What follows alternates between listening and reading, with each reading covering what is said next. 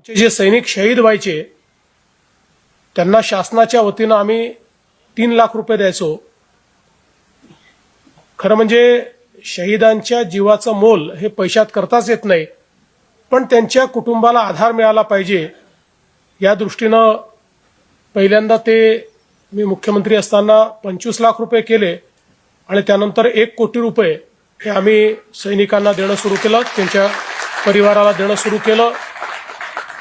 परिवाराला जमीन असेल, वेगवेगळ्या प्रकारे जी काही मदत करता येईल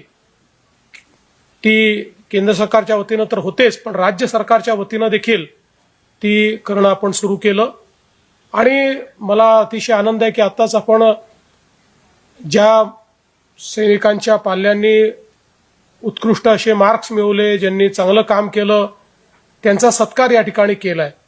मला असं वाटतं की हा जो काही सशस्त्र सेना ध्वजदिन निधी जो आहे हा निधी अतिशय सत्कारणी लागणारा निधी आहे आणि मला याही गोष्टीचा आनंद आहे की आपल्या सेनेच्या प्रती जो काही भाव आहे त्याच्यामुळे आपण बघितलं की अनेक लोक हे त्या ठिकाणी कोणी आपला व्यवसाय सांभाळून दर महिन्याला पैसे देत आहे, कोणी आपल्या पेन्शनमधनं त्या ठिकाणी पैसे देत आहे।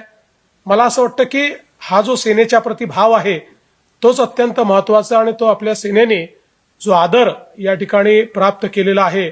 तो खरोखर मला असं वाटतं अत्यंत महत्त्वाचा आहे। चॅनेलला सबस्क्राइब करा आणि